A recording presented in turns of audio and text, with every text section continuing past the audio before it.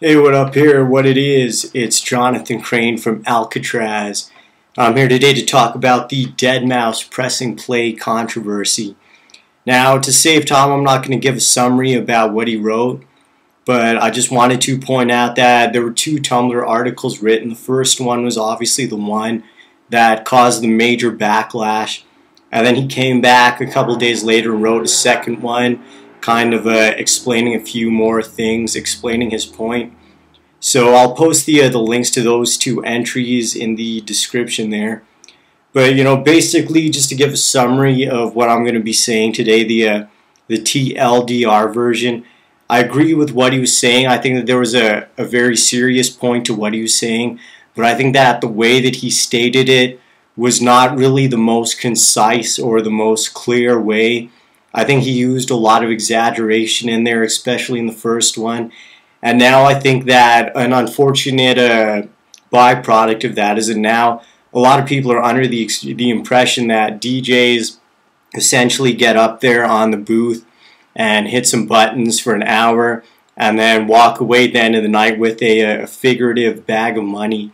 And that's kind of why I wanted to make this video as well, just to set the record straight so that a lot of people aren't going down to the clubs thinking that the people up there in the booth are just getting paid to basically just press a couple of buttons all night. So as far as the whole hitting play statement that Deadmau5 made earlier on in the first Tumblr article, I mean, like, if you really wanted to whittle the whole thing down to one decisive action or one key action, then yeah, I guess you could probably say that that is what DJs do, because obviously, if you don't hit the play button, there's nothing playing. So like, yeah, maybe if you wanted to whittle the whole thing down to one action that triggers everything, then yeah, you could say that. But that's kind of like saying that all photographers do is just hit the shutter button. If I went on to Facebook right now and I made a status update that said like, LOL, photographers get paid $300 a night to point and hit the shutter button, I'd probably be chased off the internet pretty quickly. I'd probably have people showing up at my house with torches and pitchforks and all kinds of things. Because the reality is that there's a lot more to it than obviously just pointing and hitting the shutter button.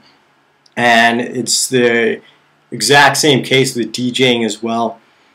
Just to kind of give you a bit of insight or put it in perspective, like with my experience personally, I've been doing this now for a year and 5 months, and there's still a lot of stuff that I have to learn. There's still a lot of stuff that I have to work on. Like for the first year, I just recently found out back in the spring that for the first year I was doing this thing called double bassing, and I had no idea what that was. And then even now, I still ask the most just ridiculous questions, the most noob questions.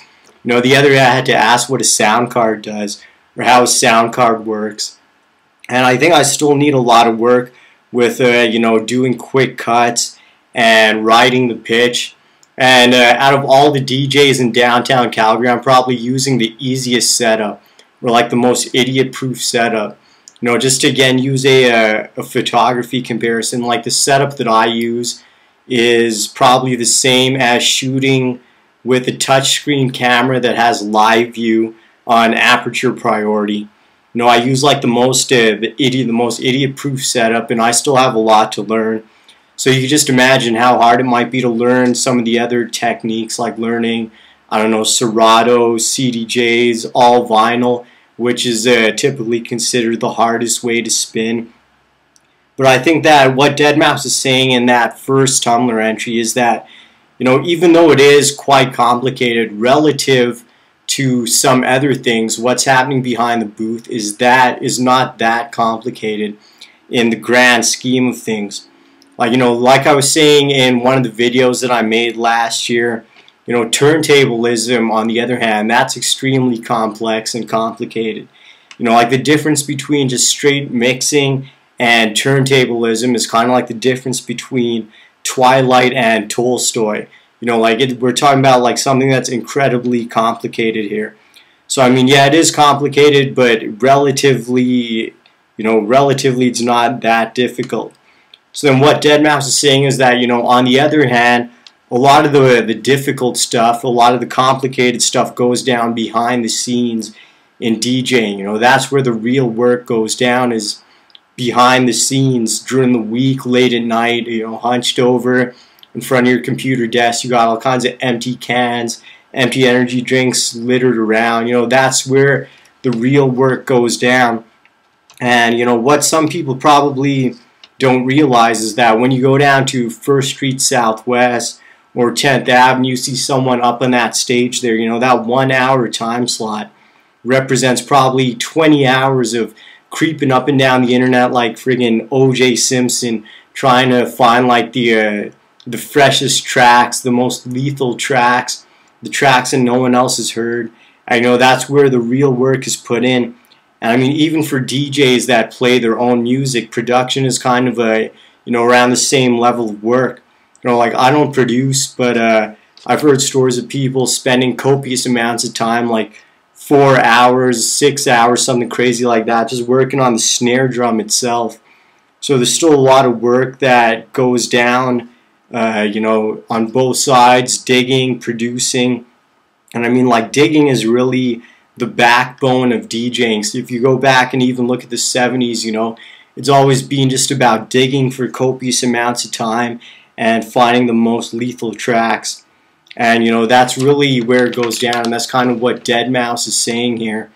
And, you know, that 1 hour up on stage, that 1 hour show or whatever, that 1 hour set, well, I guess shows are like, I don't know, 4 or 5 hours long, but, you know, each DJ has like an hour-long set. You know, all that is basically a showcase or a party. I mean, over time, I think it's been turned into kind of a spectacle, to the point where people view going to like a DJ show the same way as going to a rock concert. But I mean, you know, really, if you go back and you look at the history, it's all just about partying. It's all about having a good time. You know, like here, for instance, here's a picture from Paradise Garage, which is where house music was invented. As you can see, people are just looking at each other. They're interacting with each other. They're having fun. And the DJ booth was actually located above the dance floor on this. So like really the focus has never been on what goes down in the DJ booth. It's always been on the tracks. It's always been on the party. And I think that that's why Deadmau5 wanted to reveal to a lot of the new kids coming in what really goes down behind the booth there.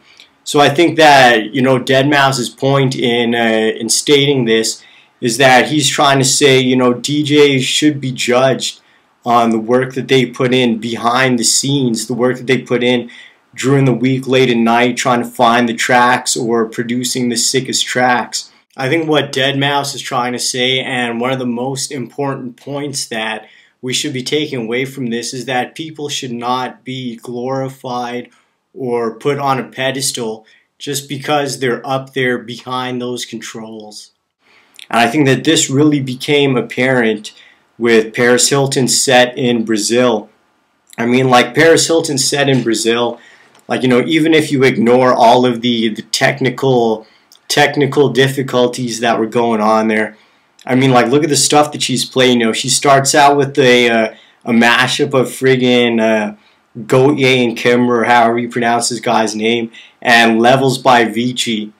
You know, it's like, really, you're like an heiress. You could travel anywhere in the world on a whim pretty much and check out any of the scenes around the world, and you're choosing to play, you know, Gautier and Kimber mashed up with one of the biggest songs of the past like 6 months. You know, it's like, how much time do you think that she really spent on that set beforehand, like in preparation? Probably 0 minutes. You know, she probably just called up, because I mean, I think Afrojack actually said in an interview that they were hanging out a couple days prior to her set in Brazil. So she probably just called up one of her interns. She's like, yo, I'm playing a show in Brazil. I need the sickest tracks that are out right now. The intern probably just Googled it up, Billboard Top 50 charts. Okay, Gautier and Kimber, Avicii, found the mashup of both of them, like, yo, spin this. So I think that, and Deadmau5 actually mentions her by name in the second Tumblr article that he wrote. And he also mentions DJ Pauly D. And he says that now, because of the commercial viability of electronic music, we're going to see a lot of people trying to cash in and become overnight DJs. And I think that this also ties into what Typist was saying in that article that he wrote in the UFC's newspaper back in, I think, the winter it was.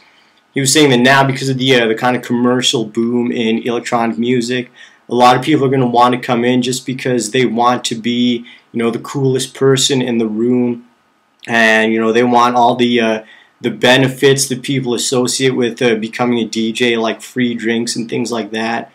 But they're not actually passionate about the culture. They haven't checked out the history of the culture. They just want people to essentially look at them. And I think that in Calgary especially, we really need to be careful of this, because Calgary right now, I'm guessing, is probably definitely in the top 100 communities in the world. We might even be in the top 50, who knows, or definitely top 75. And I think that, because of the popularity of dance music, EDM, whatever you want to call it, in Calgary, we're going to have a lot of people coming in who are going to go on that UKF channel where all the can opener ass bro step is located. And they're just going to like clip convert the most recent 15 songs. Then they're going to go down to the shop and get a spray tan and get one of those t-shirts where the sleeve comes up to like here and it's all like tight fitting and shit, and then go in the rave and go like this and do the Tiesto points like that, and try to get attention and revel in the attention that they're getting. So I think, like, really at the end of the day, this is what Deadmau5 was trying to say.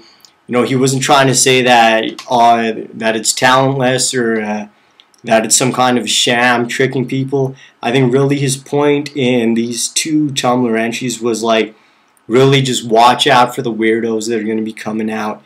Watch out for some of the people that are going to be coming in that are going to be all about marketing and marketing gimmicks and trying to cash in on the state of this culture and the commercial boom. So I kind of wanted to just clear the air with that. I don't know, feel free to comment here and give your opinions. Alright, peace.